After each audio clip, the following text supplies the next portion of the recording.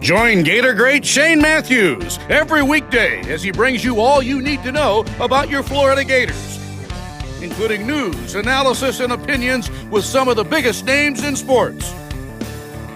Find us on Spotify, Apple Podcasts, Google Podcasts, or wherever you listen to your favorite podcast.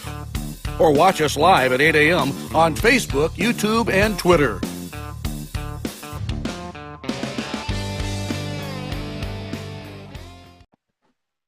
Good morning and welcome to a Monday edition of the program. It's Pot Up with Matthews in the morning from the Crime Prevention Security System Studios. Large enough to serve you, small enough to care. It's a victory Monday, that is, for the Gator Nation. Phenomenal atmosphere, phenomenal game, tremendous game plan. I can't explain to y'all how good the game plan was offensively. Very simple. Basically what I said was going to be what we're going to be doing for the entire year. Got some serious issues, as I've said, all summer long when it comes to defense, but it's a win's a win. A lot of crazy stuff going on in college football. We got Scott Carter. We'll break it down at 8:30 from FloridaGators.com. We're going to bring JC in right now on the Titan MR hotline.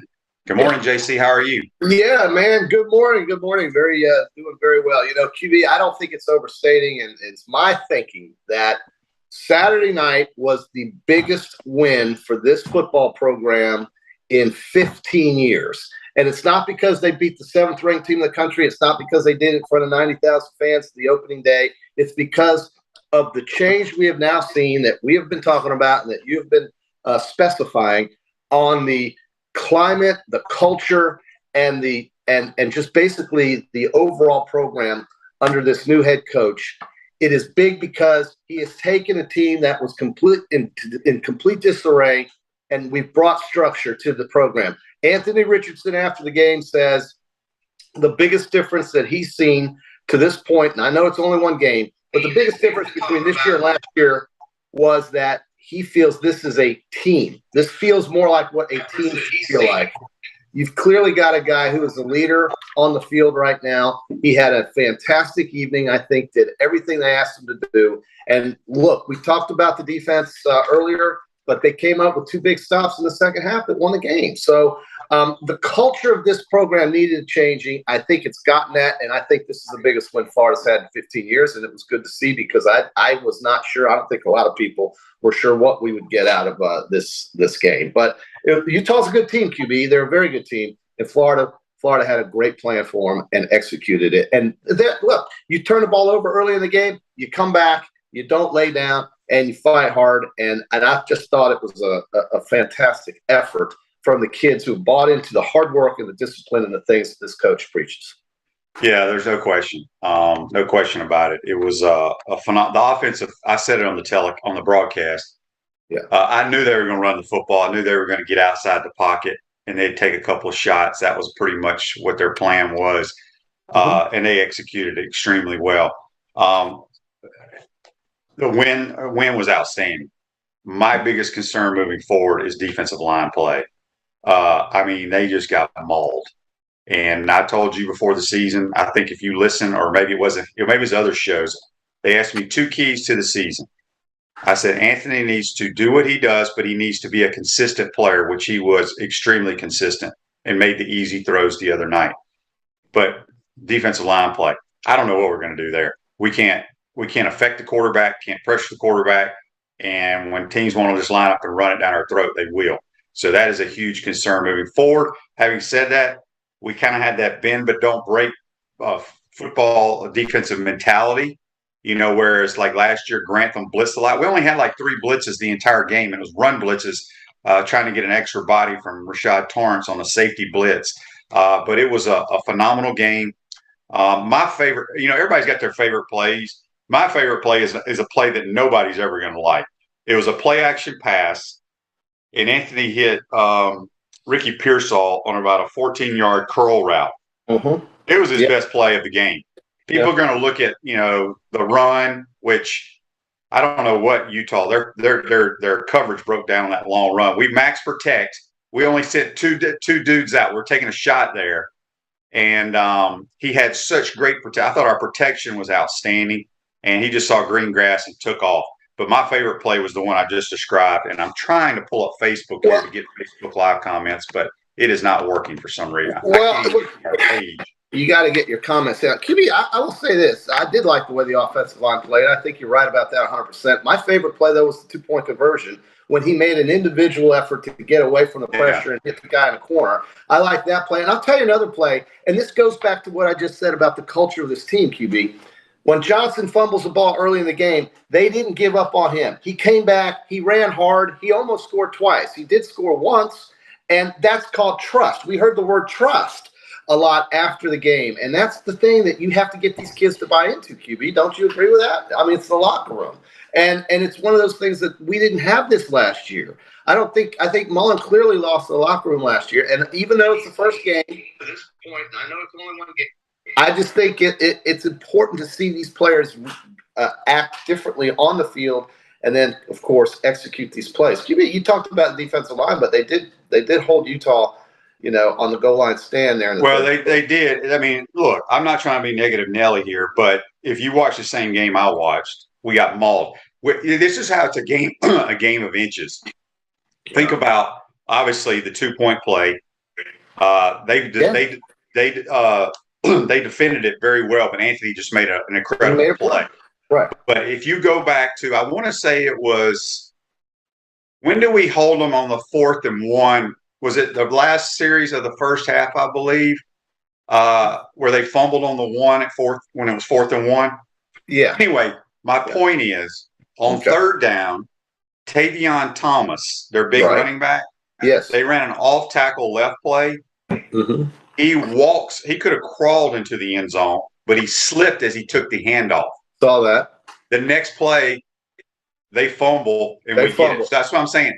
Football is so crazy. It's a play here or there, but look, it is an unbelievable win. I will tell you. Do you think I'm over? But here's the thing. We have to play well next week for this win to mean anything. If you go and don't play well next week, but I have a huge, huge concern. And as I said, JC, I've been preaching it for the last 2 years, and I've been preaching it all summer long. Our front seven ain't SEC great. Ventrell Miller played his tail off, but he's got to have help. Has to have help. Got to get help. I agree with you that. Do you think it's overstating the idea that this was the biggest win for this program in 15 years? I can't think of another one that was as big. No, easily. Okay. So, I mean, and do you have the sense that this team has trust in each other and these players believe that they're more of a team now than maybe what they were this time, a year ago or a year ago? That's what Bill – the culture was bad. I know that firsthand. Billy, they did a lot of stuff if you follow them on Twitter. All this team bonding stuff. And, the Montreal Johnson fumble didn't bother me one bit because he's our best running back, and I knew he was going to get a ton of carries. Yeah. The dude has tremendous vision and power, and we got 3 really good running backs. People reach out. Why is Lingard not playing? He just ain't as good as the other ones. I don't know how else to phrase it. Is that the best way to say it? I think so. I mean, you're going to play your best players, and most of the time. And so, no question. But we clearly have a leader of this team. He knows it. Everybody else knows it, and they are going to be what they're going to be. In other words, there's nothing going to surprise you about this group. It's just going to go out there and try to outwork the other team. And if they can stay healthy, because depth could be a problem, then I'm very optimistic. Now, granted, I picked Utah to win the game. I thought Utah was a very good team. I thought they were very good. You look at the way football team. I mean, you can make the case, and I will, that they will likely win their conference. Maybe Southern Cal will give them a good game, but they'll win their conference. It could easily be a 10-2, 11-1 team, and Florida beat them, and that was a big win. And so Utah's a very good team. Fans should be very pleased, and Kentucky's going to come in here and still be as physical as they were. So Florida's got to be ready for it. That's all. I think they will be. So John asked, QB, would you say Utah's the second best team on our schedule? I think they go on to win the Pac-12. We'll see, but Cam Rising's a very good college quarterback. That dang running back they got is a stud. And those 2 tight ends, I told you in the summertime, we ain't going to be able to cover them, and we couldn't. They'll win. They'll win. They're very good. Very well coached. Poor team. didn't get out of here till yesterday afternoon. They had mechanical problems, and they were laying around the airport at like 4 a.m. But I will say this: the weather did not affect them one bit. No. But I think it cooled off, QB. I mean, the rain before the game, I think, really made it comfortable for everybody. And it did cool off a little bit. But it was just a perfect night for Florida fans, man. This was a great night. You could feel the energy, obviously. You knew that. And, in the fourth quarter when they did the "We Are the Boys of Old Florida," and then they did the Tom Petty rendition, the energy coming out of there, and the game was in doubt. But the energy was, we believe we can pull this off, and they sure as hell did. And this team now – if you look at these first 6 games, 6 of the first 7 at home, this looks really good. Very optimistic right now. Yeah, but you're right. Kentucky can come in here and God forbid something bad happen, and we're like, oh no. But there's a bunch of people talking about here on Kentucky only ran for 50 yards on Miami, Ohio, this, that, and the other. But listen, I'm telling you right now, people, we have trouble on the front 4. Yeah. David says he agrees with the defense line. They just don't have the bodies. My point is our so-called players that are supposed to be highly rated need to start playing that way. I'm just going to leave it at that. Okay. That's good. Leave it at that. But because they're getting blown off the ball. Blown. Like JC playing tackle. Okay. Would you ever try to play tackle there, Big Shot? No, but sometimes they play like I would play tackle. Yeah. Well, yeah. Look, they'll be tested again Saturday, but the optimism here and the fact that these kids really have bought in, I really like. Billy, he thanked the team. He thanked the guys for buying into all of the new stuff they were bringing to the table and the hard work. And it's just gratifying to see. Billy, one of the things he said before the game that made me laugh was that he looked it over to the assistant before they ran out on the field for the first time in his career as a Florida head coach, and he looked over and he said, "Can you believe they pay us money for this?" Yeah. I mean, and that's a great. So he knows and he understands, and I think these kids are buying in. And this is a fantastic. Let's just be thankful that Scott Woodward did not call Billy when Billy was begging to go to LSU before Strickland did, because he could have been coaching last night's fiasco in the Superdome, which, by the way, was an absolute abomination of a football game for LSU, if you ask me. But I will tell you this: Florida got a good guy. They got a good guy. He's here for the long term. You're going to see a hell of a process continue. And even though it's just one game, and I know people tend to overreact after one game, it's always that first game overreaction weekend. You have to be thrilled at what you witnessed and the way this team played disciplined football, not many or any penalties. I mean, did you see any flags on that field the other night? It was great. Well, we had like 6 or 7 penalties, which I'm fine with. It wasn't two on kickoff returns, which I'm a big believer now when they change the rules to just fair catch it and take it on the 25. Too much bad stuff can happen on kick returns. Yeah, 25 is a good place to start. Yeah, I'm not against that. We got a million Facebook Lives. Tony says, Shane, my dad had been listening in the stadium since Otis Boggs, and he really enjoyed your insight and Kelly's play-by-play. We appreciate it, Tony. Yeah, we had a good time. I thought Sean was outstanding on the call. He's a pro, man. And I've had some of these people talk about, he doesn't say, oh, my, and this. And look, he's going to do it his way. Yeah. You got to remember, Mick did his own thing. Mick stole that from Dick Enberg. It wasn't his. That's right. Hey, Sean, I thought he called an extremely good game. He knows what he's doing. So hunker down and just listen, and you can't compare. I mean, coaches the same way. When you get a new coach, it ain't the same guy as the other coach. So anyway, all right, JC, let's talk about, because I will talk a lot with Scott. It was a tremendous win. People talking about the D-line. Basically, somebody says we're not big enough there. We got three and 330 pounders. They just, like I said, our so-called 5 stars need to play like 3 stars. I mean, they just need to play because they're not playing worth their darn. That's all I got to say. It's just it drove me insane. I know. Watching it on the monitor. Andy says Billy's program presser was telling. When asked about what a player did, he responded by telling you about the kind of person the player is. Yeah, he's not going to single out a lot of people. Like I said, we had to give out at the end of the game on the broadcast. We give our player of the game. I gave multiple players of the game because I couldn't pick one because obviously Anthony made outstanding plays. But to me, on offense, I thought the offensive line play was outstanding. Yeah, I did Our too. pass protection, seriously, a couple of those times when Anthony took off running, he had too much time in the pocket and didn't know what to do, so he just took off and used his athletic ability. But it was great.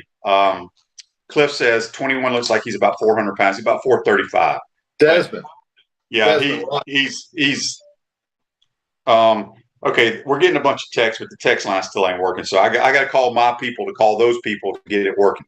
We'll try that again today. That vaunted Utah defense, you're right. They didn't really touch Anthony much. And if they did get close to him, he made a move. And then those cornerbacks, when he was heading down the field, they made business decisions to get out of the way, okay, especially on the touchdown. That was just a business decision. That kid didn't want to get in his way. I mean, you got 6'4", 250 coming at you at 4'4". You get out of the way, or 4'5" or 4'6", or whatever it is. So some of the other games, JC, and our picks this weekend, you went 3-5, I went 5-3. So our overall Peachland Dental standings, I'm 5-10, started 0-7, so we made a little late run here. You're 7-8.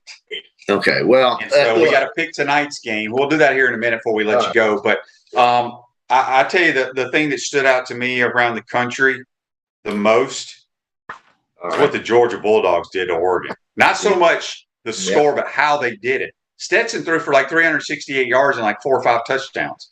I know. It's incredible the difference between the two conferences and two teams right now, and those two teams. And Georgia is, we know what they are. Everybody knows what Georgia is. They can replace NFL players with future NFL players, QB.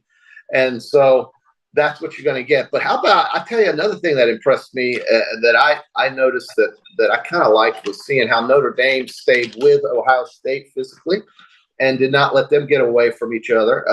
Notre Dame only scored 10 points, but defensively they were impressed. Well, I didn't get to see any of that game. I was looking at the TV in the press box. But whatchamacallit, their 2 top receivers didn't play for Ohio State. Yeah, I don't know why. I don't know either. But in the SEC, you had to be impressed. Well, I mean, Georgia is Georgia, right? I think on the flip side of that was just the SEC was 13-0 before last night. Okay, Thanks a lot, LSU. Thanks a lot. Now, credit to them for not quitting and going down there to tie the game. And of course, their special teams just flubbed it up again. A guy made a great play from Florida State. Give him credit. The Seminoles are better. I think Jordan Travis showed that he could really do something with that team. I liked the way he played last night. I liked the way Jordan Travis played. I was surprised that South Carolina had a little bit of a struggle before they pulled away. But Georgia State is no joke. They're a physical, athletic little team over there that Sean Elliott has. Is it Sean Elliott? Yeah, Sean Elliott. So and Tennessee did Tennessee things, and we talked about that earlier, but. Arkansas had a tough game with Cincinnati, but they managed to pull it out and win by 7. Texas A&M's got a new quarterback. He did okay. I mean, it's just about what you would expect. Missouri, no big deal there. They kind of blew out somebody that they needed to blow out. And so the league had a good day, QB, and the Pac-12 had a very bad day. So let's just Mississippi State's game, I think they were in the second quarter at midnight because of the weather. And in September in the Southeast, you just get this. In about 3 weeks, 4 weeks, it'll be gone. But this is just the way of life for us in the Southeast part of the country because it was all in the Southeast part of the country with the rain delays and so forth. So that was unfortunate. I think Mississippi did okay. I mean, no big deal. They did what they were supposed to do. But the Florida game and the Georgia game certainly had the biggest impact to me on the weekend, and ironically, it was against 2 Pac-12 teams, and it looked pretty good for this conference. Yeah, Gary asked here on Facebook Live, brought to you by Mellon, says, "Great game, enjoyed you and Sean's broadcast. Offense was clicking, but concerned about the defense. No pressure on the quarterback. Was this lack of talent or play calling from the defensive standpoint? Look, it's the same players we had last year. Here's the difference: Patrick Toney's a very solid defensive coordinator, very highly regarded." But we play with the bend but don't break defense is what I like to call it because you look at it, we didn't blitz a whole lot. Todd Grantham used to blitz a lot. Fans loved it when we sacked the quarterback. Fans hated him when we gave us a touchdown pass. That's part of the job. But But if you look at their recruiting class for 2023, it's wide receivers majority and D-line play. It's the same defensive lineman pretty much we had last year. I'm just saying that our so-called highly regarded players need to play highly regarded, if that makes any sense. That make any sense, Miller, yeah, it does. But Miller, as you said, played great. He's a linebacker. No. So and I get it. I'm taking him out of there. Okay. But we said going into this game, we were going to have trouble with our backers, safeties, whoever covering their tight ends. They caught balls all night long. We couldn't. Everybody will have trouble with those tight ends. Correct. But we've always we don't cover well. And then number one has got to get to the quarterback, not against FAU, not against USF, against quality offensive tackles. Well, next week. And then number 9 has got to make some plays and not get blocked. Yeah. And then the other guys are not as highly recruited I'm just saying. Are you in a market to buy or sell your home? Darring Weeby, a realtor with Caldwell Banker, M.M. Parish, will provide you fast, friendly, and reliable service. Call her today at 352-562-1411 to help your dreams come true. Speaking with JC, recapping the weekend, we'll have Scott Carter of FloridaGators.com about 8:30. Let's see here. PJ asked me, what do you see good and bad that surprised you? By the way, you and Sean did a fantastic job. Appreciate it. Obviously, the game plan, and I talked about it on the broadcast, I knew what the plan was going to be for the most part, watching practice. Billy, look, we talked about it on here. A good coach takes what he has and he utilizes what they do well. That's why, people talk about Anthony Anthony is clearly a tremendous athlete, maybe probably the best athlete at quarterback in the country. Do I think he's going to win the Heisman Trophy? No. Do I care? No. He just needs to do what he can do to help us win games. I don't think he will put up enough numbers because the Heisman's all about the numbers, right, JC? Stats. Mostly, yeah. He's not going to, because we're not going to have him. He's going to do what he did. Throw for about 168, 175 yards.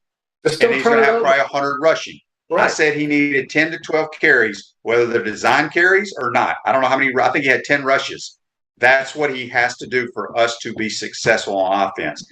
I thought the plan was phenomenal. Offensively, I thought defensively was a good plan. Defense scares the hell out of me on every series. Well, QB, but a lot of this defense is also attitude and the effort. Now you're just saying that we need some better effort, maybe out of a few, but the other 9 guys gave a lot of effort, I would say, and the Florida offense took what the defense gave it, and that's what I like is that they didn't try too hard to do too much. They just took whatever the defense gave them. And Anthony made a play when he had to make a play. That 4th down and 3, we all knew he was going to get that first down, QB. We knew he was going to get that first down. We knew it. And he had to. Otherwise, they would have lost. And so, those are the moments in the game that I watched and that I remember, and it makes me believe that the kids are special in a big moment like that. We need to have special players at special moments during the game, and I think we saw that. Kentucky will give us much of the same challenges that you saw the other night. It'll be I almost think it'll be a very similar type game that we saw the other night. Same type of physical team with a good quarterback. Yeah, you got a running back. 2 projected first-round top 10 quarterbacks in this matchup. Kentucky's very physical. I'm pretty sure Chris Rodriguez is not playing against us, but I like Cavassier Smoke, their other running back. Jeff says Utah's strength is their offensive line. It's one of their strengths, but I'm just telling you, our defensive line is not very good. I don't know how else to phrase. I've been telling you all summer long. And I have other people that played offensive line in the National Football League for multiple years that agree with me. So that makes me feel good because I don't watch the interior guys as much as I watch the skill guys. Jeff says, stop bashing the defense. All right, Jeff. Just talk to me in a couple of weeks, buddy. Well, look, they held the team out of the. No, they made the place. Like I said, it's bend but don't break. Yeah. But I mean, if y'all were watching a different game than I was, they were lining up and getting 8 yards a pop, running through the A gap. So I think they had here's the other thing that made the offensive plan so great. We were very methodical, working the clock a lot of times. We went tempo at times, but Billy knows that we got to keep the ball away from our opponent. Yeah, and there's a reason why he knows that. Yeah, well, it felt like, though, that they just played with so much more discipline than what we were seeing. The moment wasn't too big for these guys, which you have to be thrilled with because it's only the first game. And, this is his debut game, and it's in front of 90,000 people on television at night against the top 10 team. Just an amazing effort. I'm just really thrilled to see. This is the kind of team you can get behind. Not the kind of team that has 15 penalties, turns the ball over, gets kicks blocked, fights on the field. Coach runs out at halftime and throws his arms up the air. That's not the kind of team you want to get behind. You want to get behind a team that plays with heart. And I saw that because they bought into what he's bringing to us here. And Florida fans are happy now. You're right. They got to win this next game to go 1-0 in the conference. That's what matters now. Andy says on Facebook Live, brought to you by Metal Law, what was the turnover chain type baton on the sidelines that AR had? I thought Billy managed it. It's a band baton. I don't know the exact phrase for it or term. It's something they brought from Louisiana. They actually have that at practice as well. And it's when something good happens, that's kind of their deal. So what a drum major had, is it like one of those? Yeah, I don't know if it's called a baton, but it's exactly a drum major. It's basically strike up the band type mentality. It's a drum major thing. And listen, man, Anthony likes to dance. He said that last year. So he's popping around on the sideline with a baton. God bless him. Good for him. I just like seeing a happy guy. I like seeing happy fans. I like seeing happy teams that are together. Win or lose, that team played its butt off. And that's the biggest thing I could take from it is that the culture is changing in Gainesville. It has been way too long for this to happen, and we're getting it done. And that coach would be really pleased. Tony says he wished we had number 80 on our team. He's a stud. Their two tight ends are so good. Yeah. And we run a lot of two. So we had two bad series, I thought, offensively. One was going towards the north end zone, and it was just a bad series. And Anthony scrambled left and kind of threw back across the middle, across his body. Should have been intercepted. That was a bad series. But our worst series was when we had the ball in the north end zone on about our own 10-yard line. We were in our 12 personnel, which is two tight ends, one back. And we went backwards and we had to punt. We tried to run the ball. They had too many dudes in the box. But that's a great example of our tight ends compared to their tight ends because they played it in the 12 personnel almost the entire game. But their two tight ends are legitimate pass receivers, but they're also legitimate blockers, and you can't load the box. So that's another position that you will see in the future for Billy Napier, who loves that personnel grouping. He's going to try to find those type of tight ends to throw out there. Yeah, well, Florida was always good when they had good tight ends, QB, Ben Troop, Kirkpatrick. You remember those days. I mean, Florida loved the tight end when they were offense. Yeah.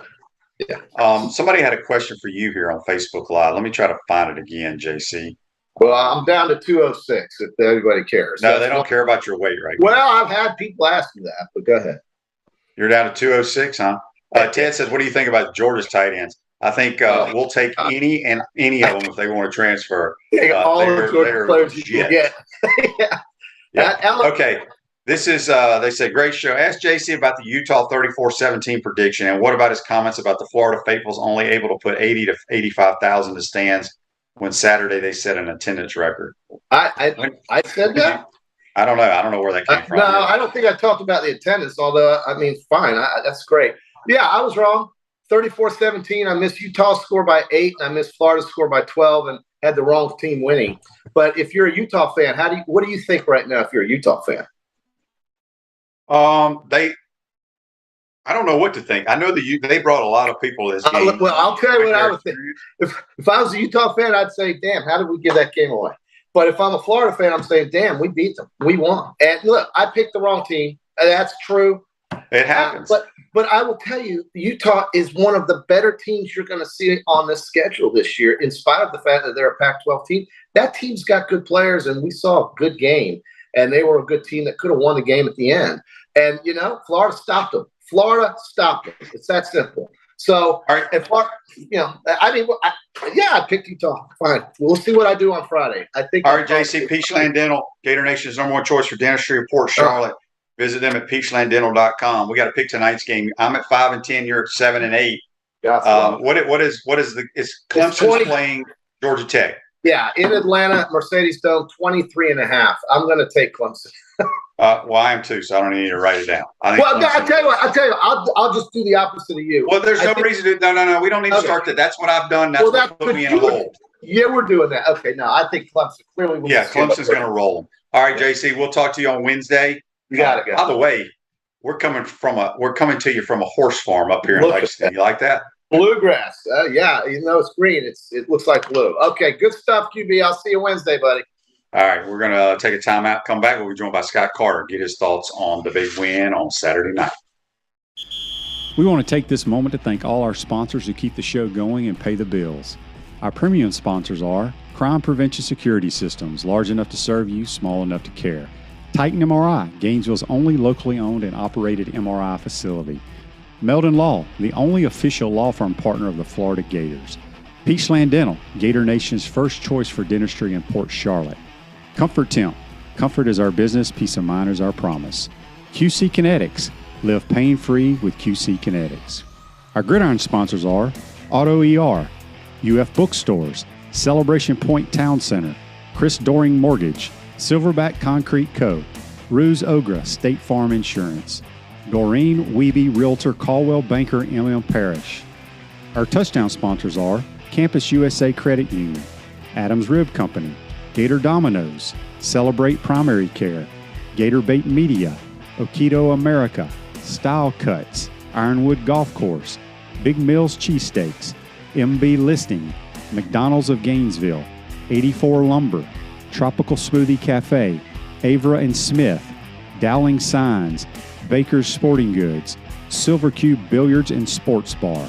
If you are interested in promoting your business on the show, visit potupwithshane.com and click the Advertise button. Again, thank you to all the great businesses that support the show. If you like what we are doing here, make sure you follow us and support the businesses that support us.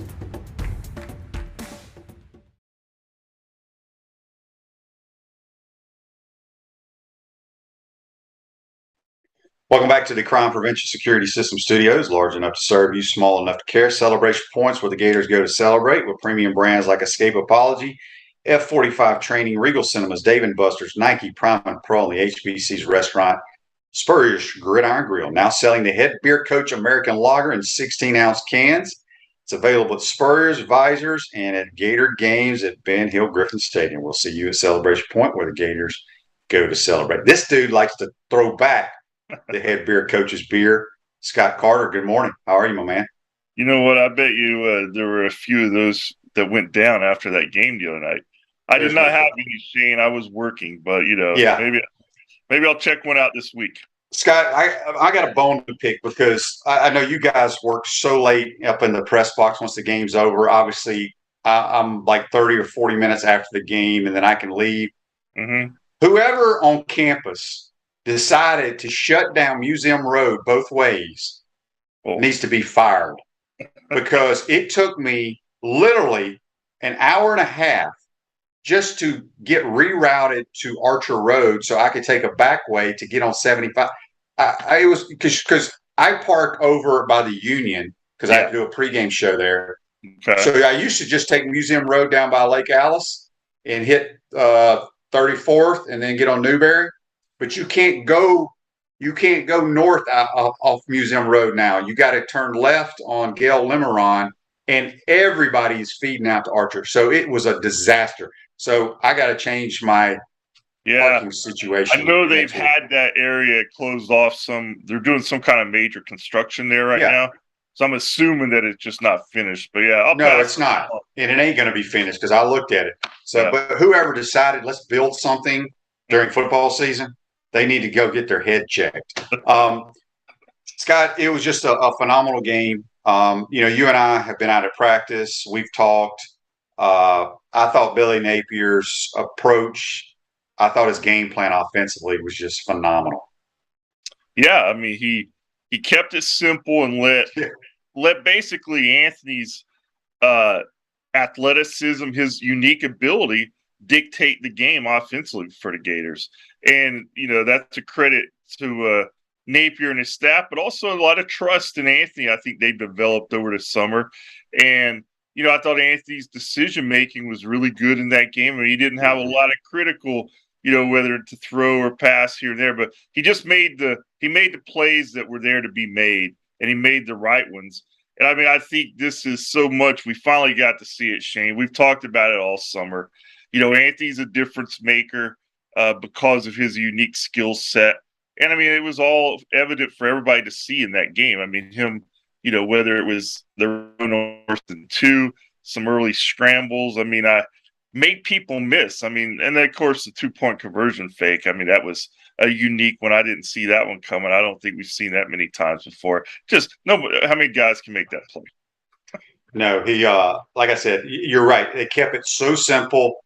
Get him outside the pocket on multiple plays. If it's not there, let him do what he does.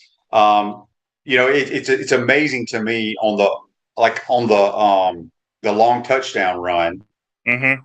I was in the broadcast booth saying we need to take a shot because we're going to be very methodical all year long because I think Billy knows we got issues on defense. So keep the ball away. So when we took that shot, I mean, we went 7-8 man protection there, and we ran a deep. I can't remember who it was, but I think Pearsall from the left side ran a deep crosser. This guy ran like a flag route, whoever it was. I don't know if it was Richardson or whoever. Not Richardson, Henderson. And the protection was unbelievable. Yeah. I think he got to the point where I got to do something. And then he just saw green grass and there was nobody over there. But I thought his decision making, like you said, was outstanding. He probably made, and you can go back and say this about every quarterback, he made one bad decision probably. He was rolling towards our sideline, going to the north end zone, and kind of through across his body. Mm-hmm. And it hit their defender right in the chest, and he dropped it. But he played outstanding. There's no question about that. And then I thought the offensive line was phenomenal. I mean, the run game, we've talked about how good our running back room is, and I think you saw that Saturday night. Yeah, I mean, you really do have to compliment the offensive line. And even on that run, the 45-yard run, if you watch that replay, Kingsley Aguakin made a heck of a play, a block early on that play, the center to help there. And then Anthony obviously had plenty of room to run. Nobody's going to catch him after he got free. And then you go back to the running game. You wondered how that was going to look with Montrell Johnson Jr., Naquan Wright, Travis Etienne, and they all got work. Billy Napier showed a lot of trust in Johnson and Etienne. Those guys had fumbles. One cost the Gators. Luckily, Etienne grabbed his on that go-ahead drive in the fourth quarter. But I like that. I like all three of those guys for different reasons. I mean, Johnson, he fits in very nicely in the SEC. I think he proved that a good, tough runner. Got some speed when he gets some room. Naquan, we've seen him before, two-dimensional back. And then Etienne, he's just, to me, he may be the biggest upside of those guys. For a true freshman, for him to go out and get 5 carries, 64 yards in his first game in the Swamp against the number 7 ranked team in the country. Not a lot of guys do that. And we haven't seen a lot of guys do that lately at Florida on that stage. So promising there all around offensively, I think, Shane. Were they perfect? No. But I think Billy Napier and his coaching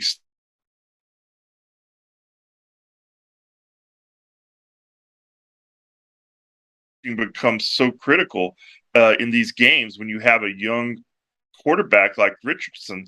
You got to put him in good spaces to make good decisions, and 1-for-1 for Napier, man, on that front. Yeah, I'll tell you how good a coach he and his staff are. Mm-hmm. And people didn't. So when we let the clock milk down and he called timeout, was that the fourth down? Before the 4th and 2. Before the fourth down, but then we have another fourth down inside like the 3 or 4, like the 4-yard line there at the end. Yeah. So we huddled. We did that quick little huddle like Auburn used to do under Gus Malzahn, and then run to the line real quick. What people may not have saw, when we broke the huddle, our left tackle went and played right tight end. and our tight end played left tackle. So that is a heavy, unbalanced look. And then we faked a bunch of jet sweeps and all that smoke and mirrors and ran Anthony off tackle right there. But coming out of that huddle, you got a big body dude who knows how to block, and then the tight end's over here. He's not even part of the play. That's just out scheming people and doing it fast enough where they can't react. And those are just things that they did all night long. Yeah. They kept it very simple. A lot of zone reads. If it's not there, I throw a bubble. It's all about a numbers game, but I thought it was great. Let's switch sides defensively. I still have my concerns. I've talked about it already with JC. The defensive line scares the hell out of me, Scott. We can't pressure the quarterback. We can't get any push. A lot of our comments here, people talking about how good their O-line is. Well, that's fine. But I know Kentucky didn't run for a lot of yards against Miami, Ohio. Kentucky still likes to run the football. Do you have any concerns there? Well, I think it's the biggest question mark on the team. I think when you look at the defensive line, I thought for game one against that offense and with the packages that Utah runs and those two tight ends and their running game and a veteran quarterback and Cam Rising, they got out of there with the win, and, they didn't get gashed as much as I thought they might in the running game. You're right. They didn't necessarily have a lot of flash plays. I thought the linebackers played pretty well. Ventrell made his presence, and Cox, had 10 tackles, but there was a couple of times where he burst back into the backfield, and they ran right by him, and a couple of times he was blocked. So he's going to have to find a way to get some of those plays and to make them, and I'm sure they'll scheme up some stuff maybe for him to be free a little bit more on the edge. But overall, Shane, you got to give him a passing grade. But yeah, the defensive line, Gervon Dexter, I don't remember a lot of what he did. Chris McClellan, one of the young guys, got in there and got some snaps. Billy complimented him, and Devin Moore and Shamar James, the three true freshmen who played over on that side of the ball after the game.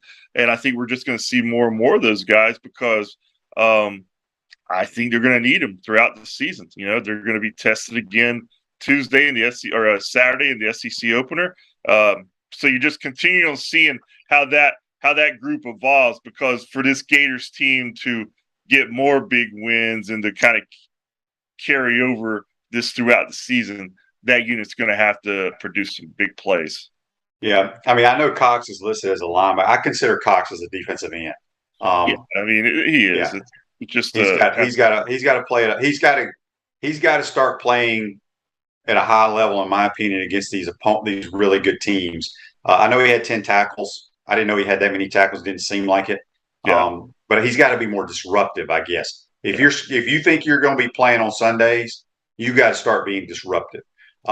Russell asked here, Shane, is Lingard that far behind? Why can't he see the field? Look, he was kind of buried on the depth chart with the last staff. Montrell Johnson is the guy I would play the most right now. When I saw him in the spring, he stood out to me. He's got tremendous vision when they run the zone play. You saw it on the touchdown run when he stuck his foot in the ground on the cutback. The fumble didn't bother me. Billy trusts him. And yeah, Etienne's going to be good, and I love Naquan too, but I think Montrell's our best running back. I don't know if Lingard will ever get on the field. I don't know if he played any special teams or not. I didn't really look at the stats there. Yeah, there's one name why he didn't play, Travis Etienne. It's simple as that. They like what Travis brings right now. It's a big reason why DeMarcus Bowman transferred and Lingard's down the depth chart. But we've seen it before. Lingard, he should get some chances, and he'll get banged up there throughout the season. That's just the way it works. Gary asked here, Scott, during the post-game presser, can they start giving a mic to the media boys asking the question because they can't hear the question? Well, pass that along. I'll mention that to the SID staff. So, I can see what he's saying on the videos probably. Yeah. At Chris Doring Mortgage, they do mortgage lending right, helping home buyers throughout Gainesville and North Central Florida. Call Chris Doring Mortgage today at 352-244-0840. Scott Carter from FloridaGators.com does a tremendous job covering this team. What was it like in the locker room after this game? I snuck in there to hear Napier. Scott Strickland was in there and gave him a game ball and just congratulate him. And, you could tell Billy was just very appreciative. I saw his brother, Kurt, came down. I saw him in the locker room. So he had some family there. When he got to the podium, Shane, it was exactly like I thought it would be. You weren't going to tell much whether they won by 20 or lost by 20, but you saw the reaction on the sideline with that big fist pump and that "how about them Gators" in that video. That's as much as we've seen from Billy Napier in emotion since he's been here. And hey, man, can't blame him. I'd probably done a jumping jacks on the field or something after that one. Yeah, I don't think until you've actually played the game, especially at the college or pro game, and how much time is invested by these coaches and especially this staff. I mean, what they have done in 9 months, it's incredible. And you saw it from the girls that helped with recruiting on Twitter. I mean, you only get to do it 12 times a year, guaranteed 12 times. And and what a way to go out. And yeah, you're right. Billy stays even keel no matter what, but he had a few fist pumps there the other night. And my favorite quote that I've ever heard from him was when he was going into halftime. And I don't know if you heard this, Tate grabs him before he goes to the locker room. Yeah. And Tate's like, "Hey, tell us about the first half, this atmosphere in your first game in the Swamp." He goes, "I can't believe they pay us to do this." Hey, it was great. That's a guy who understands where he is and what he's doing. And great just debut for the guy. And I'm like you, Shane, it's been a total organizational reboot. It just doesn't feel like there are any buttons that aren't tied up right now with the way they're doing things. And when you restart everything like that, you come in, you want to try to get that win. And they had such a difficult challenge. I mean, Utah's not a cupcake, and Utah's going to win a lot of football games this year. And we will look back, I think, at the end of the season, you'll see that Utah team like, well, that's a good win. Well, let's just hope next year, Scott, when we travel out to Salt Lake City, we don't have to experience what those boys had to do after the game. Oh, man, I felt bad for them after I saw some of the videos, and just that's a miserable experience. Anybody who's traveled, whether or not it's commercial, charter, whatever, man, the last thing you want to do is get stuck in an airport for 12 hours. And I heard they were on the plane, Shane, for like almost 4 hours. Which is ridiculous because they got there at like 1 a.m. There's nobody in that airport. No. You would think, okay, we got some issues here. Get these boys off this damn plane. I assume they finally got home late yesterday afternoon. Yeah, as far as I know some of the coaches, I think, got flights out of Jacksonville yesterday because they had such a big prep day for them, But yeah, sounds like a miserable experience all the way around. Like you said, let's hope we don't have to experience that next year. But good luck to the Utes, man. Yeah. John says, where can we listen to you and Sean Kelly call the game? I guess if you go to floridagators.com, it'll tell you all the affiliates, or you can listen to it on the WRUF app, I'm sure. I honestly don't even know the answer to that. And then usually the broadcast is posted on floridagators.com too afterwards. So Jeremy asked here, will this win have any impact on recruiting, or will it be the conference games that mean the most to these recruits? I think the atmosphere that was there the other night. So I was telling people, I was done playing ball in the end of 2006. Mm-hmm. So I didn't get to go to any games until after that. So obviously I was there, 07 and 08, Urban had it rolling.